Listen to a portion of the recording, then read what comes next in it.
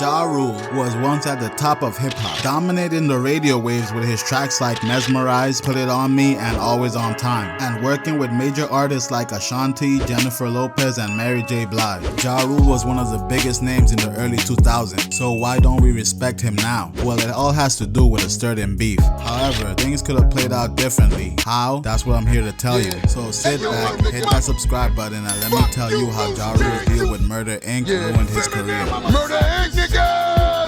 How many niggas hold their heat like roll, side on barrel and mouth to blow your head out to the south? But before we get to that, we have to start at the beginning. Ja Rule is a rapper coming out of Queens, one of the 5 boroughs that make up New York City. He was born in 1976, and this is an important date because being born around that time means young Jeffrey Atkins was in the middle of the crack era. And while growing up, Ja Rule was initially raised by his Jehovah's Witness grandparents. By the age of 12, your boy was already on the street selling work, building up his street reputation and just managing to survive during the hard times that was the crack era. There was another warning about cocaine today. Crack now has spread to almost every American city.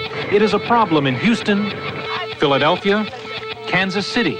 Flash forward to 1994, Ja Rule would begin his rap career with the hip-hop group Cash Money Click. And while I'm not gonna bore you with his short time in that music group, it was during this time with Cash Money Click where Ja Rule would meet and work with producer DJ Irv, who would play a key role in the career of Ja Rule and is an important figure to this story. But who is DJ Irv, you ask? Well, you probably know him by his more recent name, Irv Gotti, who at the time was working as an executive producer for the record label Def Jam. And after no longer being a part of the Cash Money Click, Irv Gotti got Ja Rule his solo contract at Def Jam, where he was able to get on tracks that had him featuring alongside some artists who were early in their career. You may recognize them like Jay-Z and DMX. However, the benefits of his relationship with Irv Gotti didn't just end there, because in 1997, when Irv Gotti was granted his own imprint under Def Jam Records, he called it Murder Inc. Records. And do you know who he chose to be the flagship artist? None other than Ja Rule. And being in high regards with a man with so many connections like Irv Gotti allowed Ja Rule to work with a number of superstar artists. Artists like Method Man, Nas, and LL Cool J. And by the early 2000s, Ja Rule was topping the billboards with his singles. Between You and Me with Christina Milian, which reached number 11 on the Billboard Hot 100s, and he followed it up with his single Put It On Me featuring Vida and Lil Mo, becoming one of the biggest hits of the early 2000s, reaching number 8 on the Billboard's Hot 100. However, while these tracks gained him success, it will be his second album that will make him an international star. Rule 336 debuted at number 1 on the Billboard 200 with 276,000 copies sold, later becoming triple platinum, working with names like Ashanti and Jennifer Lopez. But he didn't just stop there, because he topped the Billboard 200s again with his third album Pain Is Love, selling 361,000 and going triple platinum as well. So if we're keeping score, that's 2 triple platinum albums from his first 3 albums. So you can see the superstar that was Ja Rule in the early 2000s. You couldn't tell this man nothing, coming from selling drugs at the age of 12 to topping charts all over the world. But there was one person who, among all this fame, among all this success, and among all the money that Ja Rule had, refused to respect him. And that man was Curtis Jackson, better known by his stage name 50 Cent. Say one nice thing about Ja Rule.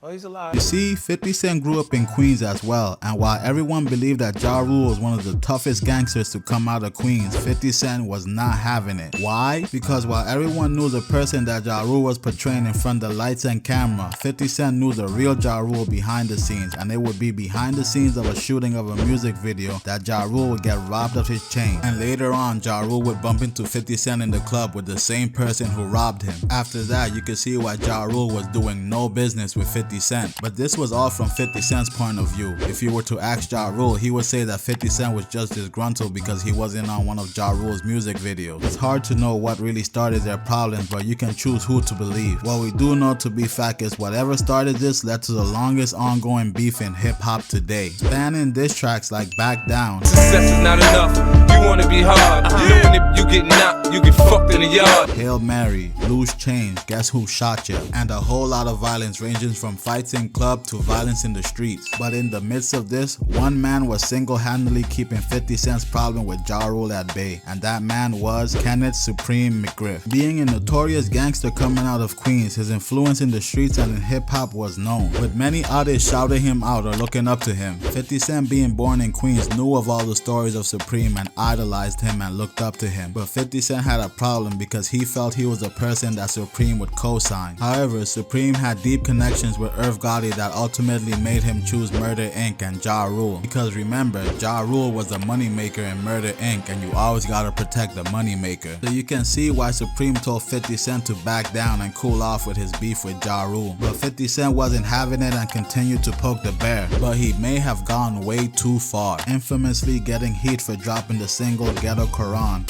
Yo, when you hear talk of the South Side, you hear talk of the team. You niggas fear Prince and respected Preem, which name dropped a few of the heavy hitters in Queens. One of those heavy hitters being Supreme, which caused major backlash for 50 Cent in the streets. He was even being labeled a snitch. No wonder he was defending one at one point, which many say ultimately led to the shooting in front of his grandma's house that almost took him out. But it didn't. It just turned 50 Cent to the megastar that he is now, dropping hit after hit. This ain't Ja Rule all the way there. However, things were different this time because at the beginning of their beef they were going back and forth, but this time it just sounded like 50 Cent was just rapping by himself. But it wasn't Ja Rule bowing out of the fight or admitting defeat. No. Ja Rule couldn't respond. Why? Well, he would have to thank the two men that up until this point helped build his career. In 2004, Murder Inc. Records was indicted, a part of a bigger indictment in attempts to get Kenneth Supreme McGriff and 8 other leaders from a racketeering, drug distribution, and murder by the United States Attorney of the Eastern District of New York, meaning Murder Inc. was facing a RICO indictment, and they weren't playing around. But how was Ja Rule and Murder Inc. involved in this? Well, it seemed like street cred wasn't the only thing that Supreme was supplying to Irv Gotti and his artists. Allegedly, Supreme was money laundering through Murder Inc. Records and other affiliate companies, and Irv Gotti was the current president of Murder Inc. Records, and he was fully aware of it. And by this point, you're probably wondering, what does this have to do with Ja Rule's beef with 50 Cent? Well, once Irv Gotti and Murder Inc. got indicted, the feds had full access to go through all the records to prove that everything that they claimed Supreme was doing in Murder Inc. Records was true, and the only way to do that was going through the books, which means that all business had to be stopped while the case was ongoing. If Murder Inc. had to put everything on pause for this audit, that means that no artist of theirs was able to drop music during this time. And remind me, who was the face of Murder Inc. Records during this time? That's right, Ja Rule. And while Ja Rule wasn't able to drop any music during this time, 50 Cent went on the run of his career, dropping hit after hit, having the clubs jumping and the streets on lock. All while Ja Rule was not trying to get mixed in with this legal mess and couldn't drop any music. It seemed like the two people who helped build his career were gonna single-handedly ruin it. However, in a surprise twist, Irv Gotti was found not guilty of money laundering and conspiracy to commit money laundering, meaning that Murder Inc. Records was free to continue running operations. So Irv Gotti and Murder Inc. Records were one of the few people to dodge a RICO indictment. But more importantly, Ja Rule was able to drop music again. However, it was too late, as the narrative was already being told that 50 Cent had already won. Ja Rule no longer had the respect of the streets nor had hits on the radio. So it's fair to say that Ja Rule time has passed and we are now in the era of 50 Cent. And 50 Cent was doubling down on the disrespect, allegedly doing things like buying all the front row tickets of Ja Rule's show just for them to appear empty. Long gone were the days of Ja Rule topping the billboards and running New York, and Murder Inc. never recovered from that. To the non-alert, many would think Ja Rule retired at this time. But you know what artist did retire during this time who also had an impact in the game? Sean Jay-Z Carter. And you wouldn't believe what he was going to do after his retirement. Wanna know more? Just click the video on the screen. And don't forget to like, drop a comment, and subscribe. I'm out.